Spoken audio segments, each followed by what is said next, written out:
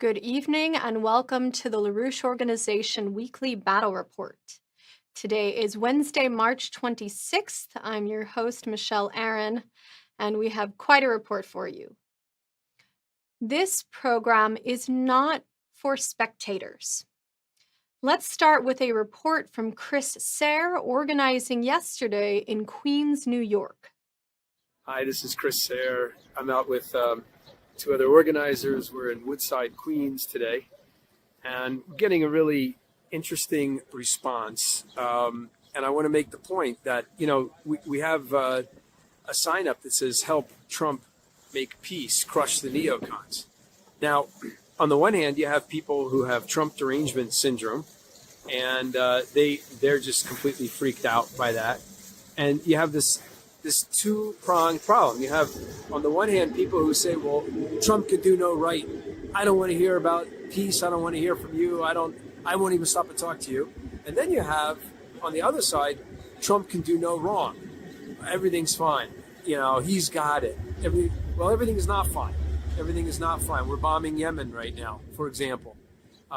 We are maybe on the brink of bombing Iran. I heard today that Tulsi Gabbard thankfully said that Iran is not rebuilding their nuclear bomb program and that Iran is not a nuclear war threat. So that's very good. That's very useful. And obviously, we played a role in getting Tulsi in there, knowing that she's not for war.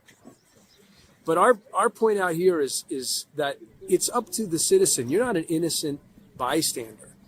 This is not a left or right thing. This is not a do you love Trump, do you hate Trump? That leaves you out of the equation. What are you going to do to make sure that we're moving towards peace and development? That's the issue. And the fact that Trump is talking to Putin, that's very good. That's very important. Hopefully he'll be talking to Xi Jinping very soon. That's the North Star, that the U.S., Russia, and China are talking to each other. That's the potential for peace, and we can solve the problems, all the problems and the conflicts, if the U.S., Russia, and China are working together.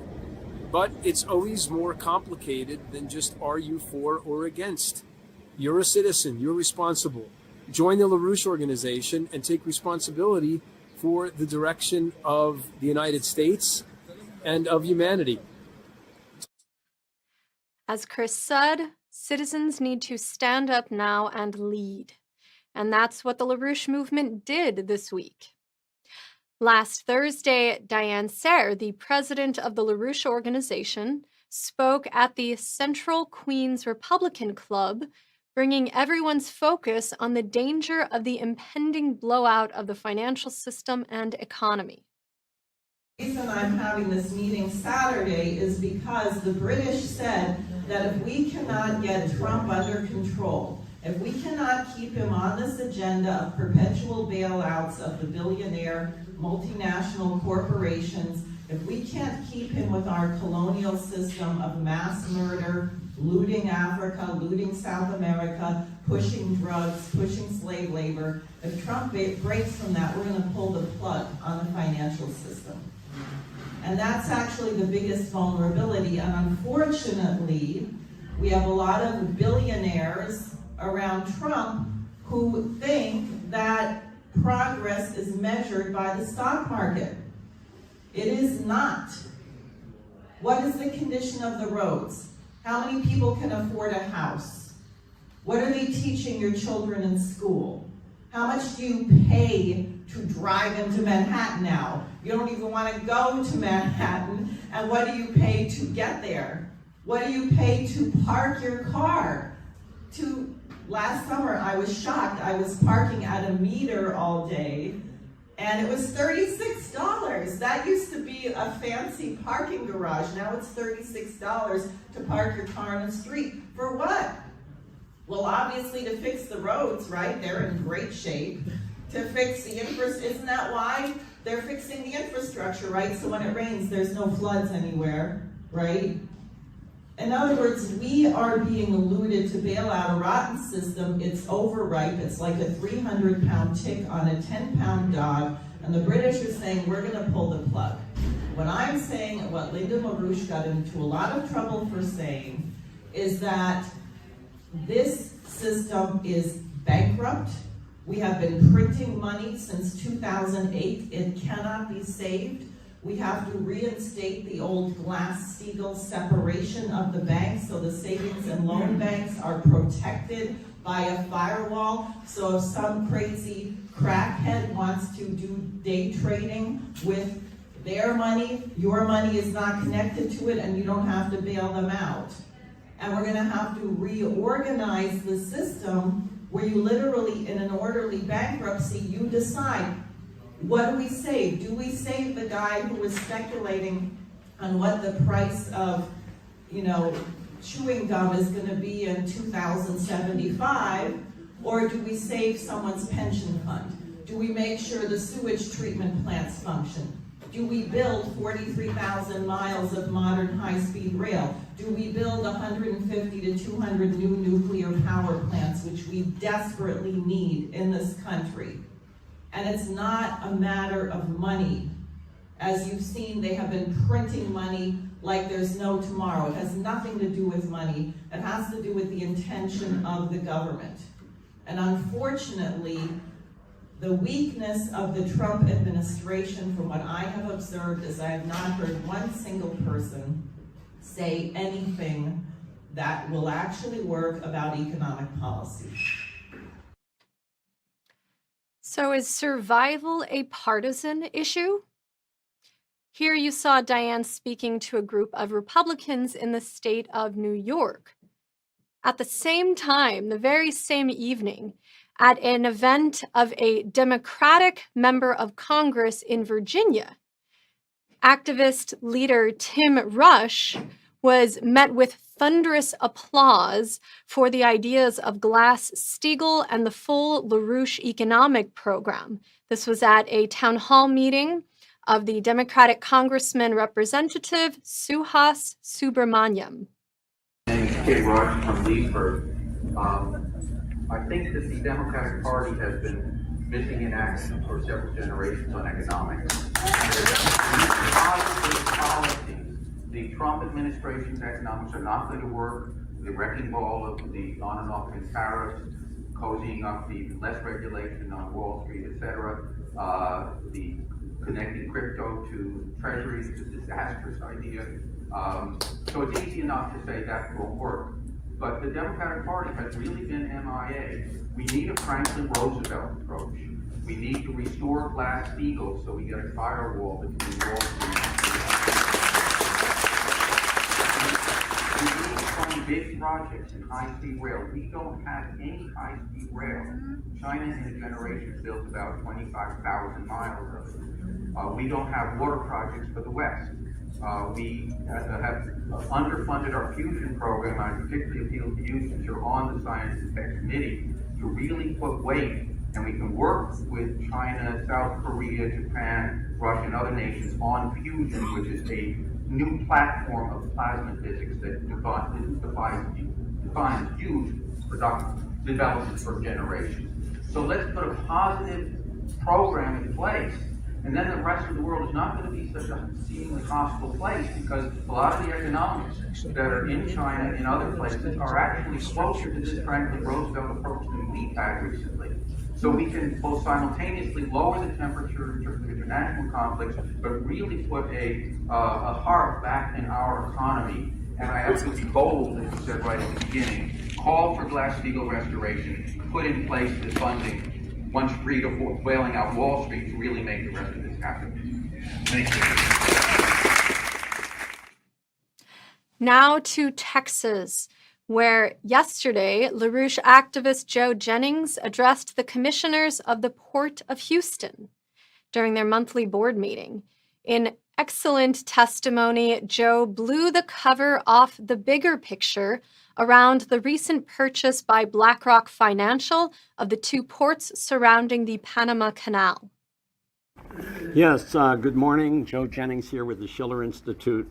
I'm sure that everyone here has heard about the surprise purchase by BlackRock of Port Balboa and Cristobal on either end of the Panama Canal, with all this scary talk about China. The transaction is actually for 45 ports spread all around the world, listed in your package. Who's selling? who's buying, what's really going on, what does it mean for the Port of Houston. First, the seller, C.K. Hutchison, is not really Chinese at all, it's British. It was chartered as a protected entity of the British Empire. Back in the 1840s, the empire grabbed the island of Hong Kong as booty in the first of its opium wars against China, which it waged for the free market right to flood China with opium, addict its population, and drain its treasury to pay for it all. Now, Hutchison is technically based in Hong Kong, but it's incorporated 2,000 miles away in the Cayman Islands, another British protectorate infamous for offshore banking, hedge fund operations, and drug money laundering. Crown secret. Now the buyer is BlackRock, CEO Larry Fink, who manages some $16 trillion of other people's money, investing in all sorts of things through computerized trading and turning its speculative gains into acquiring physical assets, including ports. The company made a bundle on the mortgage crash, which it helped bring on, a bundle on the bailout, which it oversaw, and it used those profits to buy the British Barclays Global Investments. Now, recently, BlackRock has become the biggest independent single owner of Bitcoin. And with the nations exiting the dollar right now, not showing up at the Treasury auctions, President Trump unwisely signed an executive order which allows the Bitcoin traders to buy Treasury bills at face value. So when the crypto bubble crashes, and I assure you it will, they may take the US Treasury down with it. Now there's another reality at work here, which the Schiller Institute and Lyndon and Helga LaRouche have nurtured for decades. Despite ferocious opposition from London, Wall Street, and the IMF, the growing alliance of BRICS nations, coupled with the expanding Belt and Road Initiative, are pooling their resources to finance the creation of new platforms for human development. Water, rail, irrigation projects, physical infrastructure, especially in the global south. The BRICS is not some evil Chinese plot to destroy the dollar. The dollar is destroying itself through crazy speculative activity and permanent wars. To the global south, the dollar has become an instrument of resource looting and permanent indebtedness, also known as neocolonialism. Next month, April 2025, is the 250th anniversary of the shot heard round the world in Lexington, Massachusetts, that sparked the revolution, which brought our nation into independence of the British Empire. It's time to junk British geopolitics and free market chicanery. And if China has uninhibited commerce throughout the hemisphere, it's to everyone's benefit. If BlackRock uses its power to restrict China, I guarantee the Port of Houston is going to be whacked mightily, and the world. Thank you very much. What you just saw, 3 self-determined leaders speaking at public events, putting essential ideas on the table. Everyone watching this can do this. If you need help, reach out. You can email at info@LaRoucheOrganization.com. You can also send videos, photos, but videos of those interventions, activities, again, to info@LaRoucheOrganization.com. Lyndon LaRouche was the most advanced economist yet, certainly of the past 100 years. And his ideas on economy, which is not money, but requires physical standards of development, are absolutely needed right now. And members of the LaRouche movement around the world are teaching these ideas. Let's go now to Carolina in Mexico, where last Friday, she and other members of the LaRouche movement in Mexico spoke and gave classes to students at 2 leading universities. I want to give you a report of the activities we had this past March 21st in Mexico. We organized 2 conferences. The first conference was at the Benito Juárez University, where they offer an engineering program in water projects or water management. The second was at the Querétaro Institute of Technology. The first conference was a controversial conference. It was very important. The theme was on the infrastructure projects for strategic zones, presenting the Oasis Plan, which is Lyndon LaRouche's proposal to solve the problem of Southwest Asia, not only of water, but also of the war and the confrontation between these two regions. And the second project was the Plino project, the Northwest Hydraulic Plan, to be able to green the deserts, create productive jobs, increase the areas for food production. These projects were very welcome. There was a lot of interest. We had 140 young students participating. At the end, we had questions about what is going to happen with the ecological part, if the indigenous areas are going to be respected, how the projects are going to be financed, and if at the end of the day, the problem or the worst we have is over water. There was a lot of interest. We had the opportunity to talk to the young people. At the end of the video, I would like you to see one of the interviews we were able to do with them and the responses they had to our conference. The second conference we had was with the Querétaro Institute of Technology, and the topic of the projects and the importance of the BRICS from the perspective of the Schiller Institute and the LaRouche method. Of course, this is also a controversial topic because they have a vague idea about the BRICS, but it's not really known how it works. There were about 90 young people in attendance in Querétaro and about 40 to 45 people connected via Zoom. This was from different countries. We had people from Brazil, Argentina, Mexico, Colombia, Equatorial Guinea, Ecuador, United States, and the dialogue that took place was very important because many young people do not know the BRICS proposal from the perspective of the Schiller Institute. There were questions such as that there are people within the universities who are not interested in the BRICS, but if this proposal is taken as a campaign, they might be more interested. The most important thing about these two conferences is that they represent our initiative to create an international youth movement, a student movement, or young people who are not in the universities, but who are interested in the development of their countries, youth for development, youth for BRICS. And these are part of the activities that we are having in Mexico and in general of the Schiller Institute in other countries. We want to invite you to participate in these conferences, to organize them within your universities, with your professors, with your groups, in order to open a communication channel and to have a coordination for development. What did you think of the first presentation made by the Institute? Well, it's very interesting because the truth is it was a topic we weren't familiar with. I wasn't familiar with it, especially. I had no knowledge of the transfer of the Oasis project, the Nahuapa, the Plino project. So I had no notion that it existed. So they came to expand our knowledge, and it will help us for future visions to see something more than what we thought. For me, it was something unreal. The truth, I did not have it in mind. It sounds very unrealistic, and seeing it already in practice and seeing the Oasis plan, I think it opens up the field for us.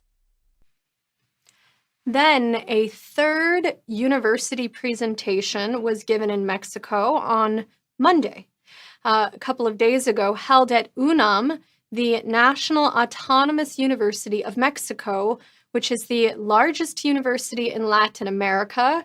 It has one of the largest campuses in the world with over 360,000 students. It is in all of Mexico's 32 states and in 9 countries. The Schiller Institute participated in a conference held at this university titled BRICS versus IMF and World Bank, Financial Alternatives for Latin America, the Russian and Mexican Vision. This was held at the Faculty of Economics. The Schiller Institute's Gerardo gave a half-hour presentation on physical economics, and what can potentially be achieved with the BRICS and the Belt and Road Initiative. El futuro del The future of the world is not in Europe. The future is in the BRICS. You see, I'm going to refer to the institute where I work, the Schiller Institute. We give lots of importance to physical economics. Physical economics is a specialty that was founded in the 17th century by Gottfried Leibniz. It's sad that people don't study physical economics, which has nothing to do with financial or monetary values, but with the capacity to sustain not only the present population, but the future population. So the plan is not merely to solve current problems. We have to see how we can sustain the potential population that will come in physical terms. Forget about monetarist macroeconomic variables. We're going to need to establish what physical requirements we need to sustain the population. Now we will go to France, where Sebastien will report on a recently begun 12-class series on LaRouche's economics and the French tradition of physical economy. These classes are in French, so French speakers are strongly encouraged to sign up and join the class series. Hello, everyone. I am Sebastien from the LaRouche International LaRouche Organization, but more specifically in France, from Solidarité et Progrès, Solidarity and Progress, with Jacques Cheminade here in France. And I wanted to talk to you about a new brand initiative we took here in France since a few weeks, which is a training on physical economy for the citizens, for our network, and for every citizen who want to understand more the principle of physical economy based on the discoveries of Lyndon LaRouche, and more specifically based on this book he wrote in the 80s. So you want to know more about economics, you want to know all about economics, he wrote in the 80s. And also based on a small booklet we printed here, we published here in France, titled The Physical Economy for the People in a Hurry, which is a kind of book which is summarizing, but not vulgarizing, summarizing with more density the main principle, the main discoveries of Lyndon LaRouche and the notions of physical economy. So this, because we wanted to train people on those ideas because it's essential to build the society of the future today. And this training is based on 12 classes. We had 2 classes since mid-March, and it will follow up until mid-June. Every weekend, every Saturday, between 10 and 12 on Saturdays, and on Sundays it's between 4 p.m. and 6 p.m. So it's 2-hour discussions, more a presentation at the beginning and discussions with people. It's on Zoom, on video conference. So everybody is invited. We wanted to have between 50 and 100 subscribers, and we succeeded to have 100 people subscribing to the training. Some of them, between 70, 80 people attending the first classes. Everybody is not attending all the classes because, every weekend, every people is not able to do that. But people can join the training right now and join the training to assist, to attend the classes and have access to the videos recording. So you can join right now. We're inviting everybody who speaks French and who wants to understand the main principles of physical economy of Lyndon LaRouche. It's essential to build a new society, to build the future of our economy, not only in France, but worldwide. That's why we're fighting. That's the real issue, to have some citizens capable of understanding what the people who are governing us don't understand today. So join us and have fun. Back in the United States, the Trump administration and our nation are badly in need of an economic policy. Over the weekend, the LaRouche organization held a well-attended in-person meeting in Manhattan on Lyndon LaRouche and the American System of Economics. After some in-person discussion and live classical music, formal presentations were broadcast live as part of the Manhattan Project. You can find a link to this full video bombshell class in the description. The presentations were phenomenal, touching on the current economic crisis in the United States, the unknown history of the American system of economics, LaRouche's scientific principles of economics, and the current political intervention which we can make. These speakers were Diane, Sare, president of the LaRouche organization, Dennis Speed, the host of the weekly LaRouche Manhattan Project, Jason Ross, secretary-treasurer of the LaRouche organization and leading economist, and Jose Vega, political activist and former and current independent LaRouche congressional candidate. As we began tonight's report, the point is not to sit complacently. It's time to go out and organize. Let's go now to Boston, Massachusetts, where over the weekend, the LaRouche movement took on State Street Financial and BlackRock in their military financial drive for permanent war. Hi, this is Myles Robinson with the LaRouche organization out here at Boston's North End on a beautiful Saturday. We are in a very high visibility area intersecting people from all over the world today. The real crux of our message is to help Trump create peace and a stabilization of relationship with Russia in the context of shutting down this military financial syndicate. If you see behind me or in front of me here, you have the headquarters of State Street Bank. And what we're doing is pointing out with people that it's this State Street BlackRock operation that's behind this drive for permanent war. They own the companies like Northrop Grumman, Lockheed Martin, Raytheon. They're building the bombs. They're taking all the money that Congress and company is giving to them, and they're the ones opposing any push for peace. So join with us here. We're having a lot of fun, and help us organize to get this done. Thank you.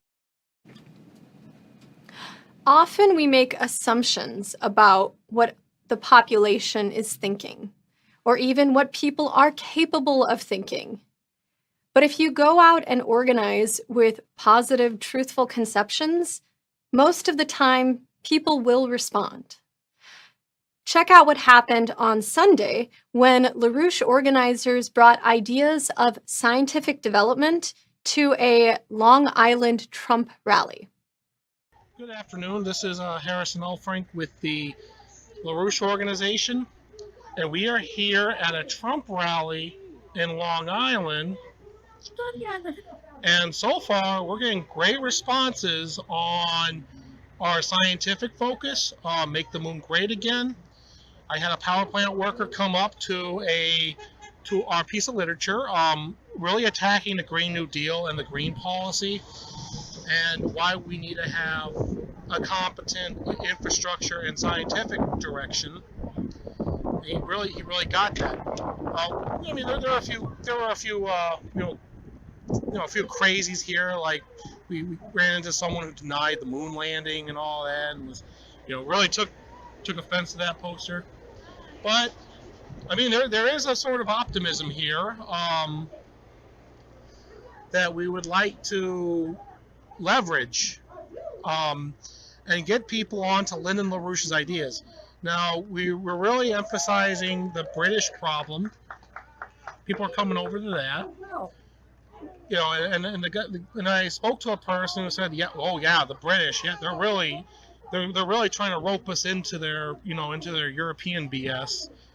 And then we go into, the Anglo-American special relationship and how that is how it's negatively affecting our ability to be a sovereign nation. Now, the Trump supporters are really big into the question of sovereignty. We've only been here for a little while, or at least in my part. I haven't heard a lot of anti-China or anti-Russia stuff, or anti-Iran, which is quite a relief, but I might be speaking too soon. But anyways, we'll see how this develops. And by the way, if you're out there organizing, do it. And break your conventions. Anyways, this is Harrison L. Frank signing out. So thank you, Carolina, Diane, Tim, Sebastien, Chris, Harrison, Gerardo. I may be forgetting someone, for your wonderful activity, for your reports. Thank you for joining us this evening. Over the coming week, get out and organize and send us your